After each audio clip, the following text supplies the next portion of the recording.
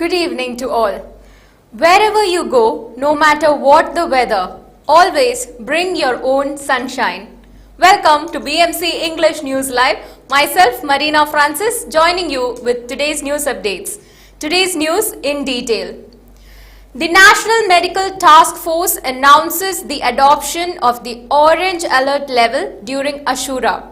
The National Medical Task Force for combating the coronavirus yesterday announced the decision to move to the orange alert level during the Ashura holiday, which falls on the 18th and 19th of August 2021. The decision was made in line with the previous announcement that some dates may be designated at higher alert levels if deemed necessary to protect public health. The yellow alert level, which will be re-adopted on Friday 20th August 2021 and will remain the lowest alert level able to be reached until at least 80% of individuals aged 40 who are eligible for a booster shot have received the dose. The task force stressed the importance of adhering to the measures and procedures within the orange alert level, which were previously announced in accordance with the COVID-19 alert level traffic light system. His Royal Highness the Crown Prince and Prime Minister issues Ashura holiday circular.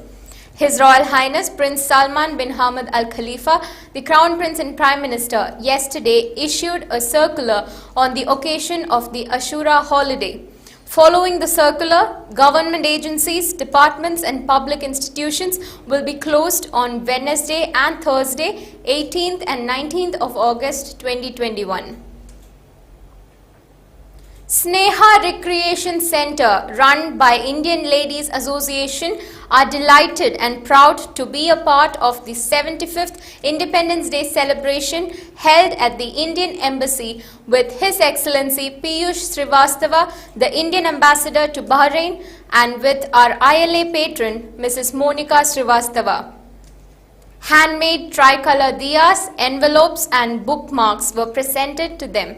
Later in the morning, ILA also celebrated the 75th Independence Day with workers at a construction site in Jufair, where all stood together and sang the national anthem and distributed snack boxes with ice cream to all the workers. This was under the third Beat the Heat campaign. His Highness Sheikh Nasser praises WHO's role in fighting the pandemic.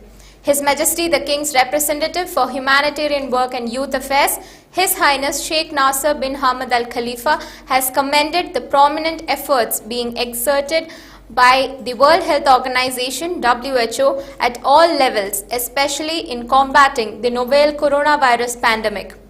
His Highness Sheikh Nasser was speaking as he received here today WHO representative and head of office in Bahrain, Dr. Tasneem Atatra, in the presence of the Foreign Affairs Ministry's Under Secretary for Political Affairs, Sheikh Abdullah bin Ahmed Al Khalifa.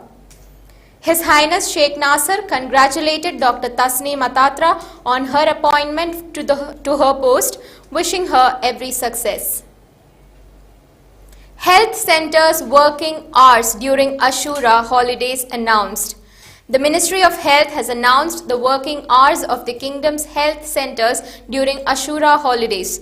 Moharak Health Center, BBK Health Center Hid, Jiddaf's Health Center, Hamad Kanu Health Center in Rifa, and Yusuf Engineer Health Center, Sheikh Jaber Al Sabah Health Center, Sitra Health Center, Mohammad Jasim Kanu Health Center, Askar and Jaw Health Clinic will deliver round-the-clock services. A new weapon against COVID, a cocktail of antibodies designed to resist coronavirus COVID-19, is the latest addition to Bahrain's upfront measures in fighting the spread of the infection. RAIN-CoV-2, an artificial drug for prophylaxis, which is the treatment given or action taken to prevent disease, is being administered to citizens and residents at the Ali Al Shamil Center since yesterday. Studies have shown that the drug approved by the US Food and Drug Administration (FDA) helps in preventing infection among those who have come in contact with COVID-19 positive cases by 81%, as well as limiting the symptoms in those infected. RAIN-CoV-2 has also received a positive review from the European Medicines Agency after an analysis of the quality, safety and efficacy of the new combination. Carbon footprint falls 25% due to COVID-19. Bahrain registered a 25% reduction in carbon footprint last year compared with the previous year, and thanks to the coronavirus pandemic, according to a research paper. The study COVID-19 environmental impact in the Kingdom of Bahrain also indicated that there was a slight improvement in the country's air quality by 4%. Online services transaction amounts jump 257% to over BD 200 million in H1 2021. Revenues from e-services across channels exceeded BD 200 million during the first half of 2021, soaring by 257% compared to the same period last year, the Information and E-Government Authority has said. The results announced in an H1 2021 report reflect the role of e-services in matching the demands of individuals, government entities and business owners, particularly during the pandemic, and their steady progress towards achieving the kingdom's digital transformation aspirations. His Royal Highness, the Crown Prince, Deputy Supreme Commander and Prime Minister meets with the Flag Officer commanding Western Fleet of the Indian Navy. His Royal Highness Prince Salman bin Hamad Al Khalifa, the Crown Prince, Deputy Supreme Commander and Prime Minister today received the Flag Officer commanding Western Fleet of the Indian Navy, Rear Admiral Ajay Kochar at Gudaibiya Palace. The meeting took place as a part of the Indian destroyer INS Kochi's visit to the Kingdom of Bahrain. His Royal Highness highlighted Bahrain's commitment to strengthening long-standing bilateral ties with India. Several topics of common interest were also discussed. Bahrain not included in Philippines travel ban. Bahrain is not included in the list of 10 countries where travelers coming from them are banned from entering the Philippines. This comes as the Philippines decided to extend a ban on travelers from India and 9 other countries until the end of August because of the concerns posed by the highly contagious Delta variant of the coronavirus. The travel ban, which was first imposed on April 27th, has been rolled over several times. All arriving passengers coming from or who have been to the travel restricted countries within the last 14 days shall not be allowed into entry in the Philippines. Bahrain's daily COVID positivity rate is at 0.62%. Out of 16,731 COVID-19 tests carried out yesterday in Bahrain, 103 new COVID cases have been detected among 36 expatriate workers, 56 new cases are contacts of active cases and 11 travel related. There were 123 recoveries from COVID-19 and no fatalities due to COVID-19 in Bahrain yesterday. Bahrain to host Gulf U19 Volleyball Championship. Bahrain is all set to host the Gulf U19 Volleyball Championship, which starts next week. The competition gets underway on Sunday and continues until August 31st. 4 national teams are taking part, including hosts Bahrain, the UAE, Kuwait and Saudi Arabia. It is the 6th edition of the tournament, which will be played at the Bahrain Volleyball Association Arena at Isa Sports City in Rifah. The Bahrainis have been training for the competition over the past weeks with 12 players on the roster. Now, we shall be back after a very short break. All your favorite products under one roof in Bahrain at 27-year-old Megamart and Macromart. Bakery,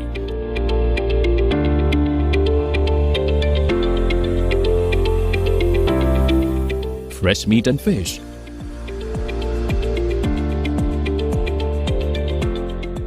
fruits and vegetables.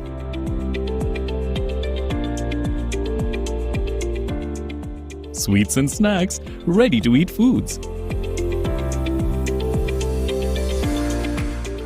Dairy products, grocery or consumer goods. To have a wonderful shopping experience, please visit your nearest Megamart Macromart branch. Megamart and Macromart, full of goodness.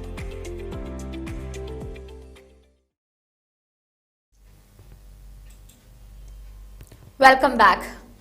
Saudi to administer COVID-19 vaccine to people above 70 years in their homes. Saudi's Ministry of Health announced the service of administering of the coronavirus vaccine for the age group 70 years and older in their homes. The ministry said that this service would be provided by qualified medical staff in a way that ensures the provision of healthcare for this category, taking into account all precautionary and preventive measures. Kuwait announces government departments resume official working hours at full capacity. Government departments in Kuwait have resumed official work hours at full capacity a year and a half after the coronavirus prompted authorities to lower number of civil employees working in person as a precaution against COVID-19. The employees' turn-up has been upped gradually alongside easing measures as indicators have shown dwindling numbers of infections and deaths with the pathogen amid a national intensive campaign to immunize as many people as possible and forecast that Kuwait would achieve 70% vaccinations by summer end. Abu Dhabi new rules and tariff for EV charging. Abu Dhabi Department of Energy (DOE), in cooperation with the concerned parties, has approved a new governance framework for charging electric vehicles in the Emirate. To achieve the Abu Dhabi government's strategy to bolster the electric transport sector and its climate ambitions, the framework aims to enhance the integration of the electricity and transport networks and encourage the participation of the private sector and consumers to support the growth of EV usage in Abu Dhabi. Private Arab schools in Kuwait to begin in-person classes on October 3rd. Kuwait's Education Ministry has laid out plans for students' safe return to the traditional mode of in-person classes in the upcoming academic year. According to the plan, the working hours of private Arab schools will be the same as that of the government schools, Education Minister Dr. Ali Al-Mudhaf announced. All private schools in Oman will reopen on October 3rd, coinciding with the return of students in the government schools, Al-Anba Daily reported. However, the online system will remain in place until the end of September for private schools such as Pakistani, Indian, English and American schools, depending on each school's plan. Haiti hospitals overwhelmed by earthquake victims. Death toll hits 1,297. Haiti's hospitals were swamped on Sunday by thousands of injured residents after a devastating earthquake the day before killed at least 1,297 people as authorities raced to bring doctors to the worst hit areas before a major storm hits. The 7.2 magnitude quake on Saturday destroyed thousands of homes and buildings in a Caribbean nation which is still clawing its way back after a major trembler 11 years ago. Southwestern Haiti bore the brunt of the blow, especially in the region in and around the town of Les Cayes. Haiti's Civil Protection Agency said the toll from the disaster had climbed to 1,297 and the hospitals that were still functioning were struggling to cope as some 5,700 people were injured. Philippines announces COVID-19 Lambda variant has been detected. The Philippines Health Ministry said on Sunday it has detected the first case of COVID-19's Lambda variant in the country and reminded the public to strictly observe minimum public health standards. The World Health Organization classifies Lambda as a variant of interest, which was first identified in Peru in December as laboratory studies showed it has mutations that resist vaccine-induced antibodies. Narendra Modi says India will soon unveil $1.35 trillion infrastructure plan. India will launch a 100 trillion rupee national infrastructure plan that will help generate jobs and expand the use of cleaner fuels to achieve the country's climate goals, Prime Minister Narendra Modi said on Sunday. The infrastructure program called Gati Shakti will help boost the productivity of industries and boost the economy, Modi said during his speech at the Independence Day celebrations in New Delhi. While Modi did not announce the details of the plan, he said the plan will help local manufacturers compete globally and create new avenues for future economic growth. California fire threatens homes as blazes burn across West. Thousands of Northern California homes were threatened on Sunday by the nation's largest wildfire, and officials warned the danger of new blazes erupting across the West was high because of unstable weather. Thunderstorms that moved in starting Friday didn't produce much rain, but whipped up winds and generated lightning strikes across the northern Sierra, where crews were battling the month-old Dixie Fire. Wildfire in Jerusalem sends smoke clouds over the city. Wildfires in wooded hills outside Jerusalem sent smoke clouds billowing over the city on Sunday as planes and crews on the ground fought flames that forced the evacuation of several small communities. Israel's Magen David Adom National Ambulance Service reported no serious injuries, and there appeared to be little danger that the fires some 10 km west of Jerusalem would reach the city. European Open Mixed Martial Arts Championship begins today. The stage is set for the European Open Mixed Martial Arts Championship, which begins in Kazan, Russia today. Bahrain's national team has arrived in Kazan. The delegation is led by Bahrain Mixed Martial Arts Federation President Mohammad Ali Kambar and comprises Federation Secretary General Fawaz Saleh Shamsan, a technical and medical team, as well as 16 players participating in different weight categories.